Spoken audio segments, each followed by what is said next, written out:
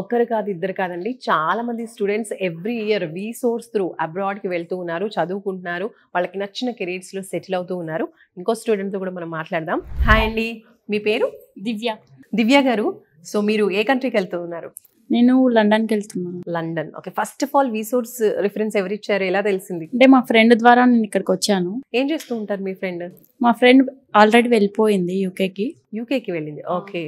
So తను కూడా వీసోర్స్ through వెళ్ళిందా? అవునండి. ఓకే. సో తను మళ్ళీ మిమ్మల్ని రిఫర్ చేయడం వల్ల మీరు కూడా వెళ్తూ ఉన్నారు.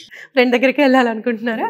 అవునండి. Super nice. So university selection complete అయిపోయిందా? ప్రాసెస్ జరుగుతుంది ఇంకా. ఏ యూనివర్సిటీ చూసి? బ్రెక్సమ్ యూనివర్సిటీ సెలెక్ట్ చేసుకున్నాను. ఓకే. సో మీరెందుకు యూకేకి వెళ్ళాలనుకుంటున్నారు? మాస్టర్స్ కి ఇంట్రెస్ట్ ఉంది, సో వెళ్ళాలనుకుంటున్నాను. ఓకే. సో వీసోర్స్ కి వెళ్ళమని మీ ఫ్రెండ్ చెప్పింది, వచ్చారు. వచ్చిన తర్వాత ఎలా అనిపిస్తుంది ఇక్కడ? ఇక్కడ రిసీవింగ్ కానీ అంతా బాగుంది. సో ప్రాసెసింగ్ అంతా కూడా మంచిగా జరిగింది. సో లోన్ ప్రాసెసింగ్ అయిపోయింది త్వరగానే. సో ఇప్పుడు క్యాష్ కోసం చూస్తున్నాం. సో యూనివర్సిటీ నుంచి స్కాలర్షిప్ కూడా ఇప్పిస్తారు అని విన్నాము. స్కాలర్షిప్ వచ్చేసింది. ఎంత శాంక్షన్ అయింది? 2,000 పౌండ్స్ శాంక్షన్ అయింది. సో మరి లోన్ ప్రాసెస్ ఏ విధంగా ఉంది? లోన్ కూడా త్వరగానే అయిపోయింది. ఓకే. సో మీకు loan collateral non collateral? Non collateral అంటే ఎలాంటి షూరిటీ, ల్యాండ్ కానీ ఏది షూరిటీ పెట్టకుండానే మీకు లోన్ వచ్చేసింది. నైస్. సో ఎంత వచ్చింది లోన్? 40 lakhs వచ్చింది. సో ఈ 40 lakh అనేది టోటల్ గా స్టడీస్ కేనా అండి లోన్?